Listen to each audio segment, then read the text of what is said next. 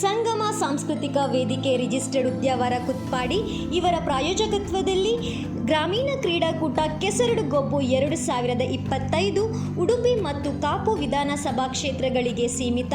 ಇದೇ ಬರುವ 15 ಜೂನ್ 2025 ಆದಿತ್ಯವಾರ ಪೂರ್ವಾಹ್ನ ಗಂಟೆ 9ರಿಂದ ಕುತ್ಪಾಡಿ ಶಾಲಾ ಬಳಿಯ ಗದ್ದೆಯಲ್ಲಿ ನಡೆಯಲಿದೆ. ಬೆಳಿಗ್ಗೆ 9 ಗಂಟೆಗೆ ಉದ್ಘಾಟನಾ ಸಮಾರಂಭ. ಕಾರ್ಯಕ್ರಮದ ಮೊದಲು ಕೆಸರುಗದ್ದೆಯಲ್ಲಿ ಆಕರ್ಷಕ ನೃತ್ಯ ಕಾರ್ಯಕ್ರಮ, ವಿವಿಧ ಆಟೋಟ ಸ್ಪರ್ಧೆಗಳು ಕೂಡ ನಡೆಯಲಿದೆ. ಸಂಜೆ 5:30ರಿಂದ ಸಮಾರೋಪ ಸಮಾರಂಭ.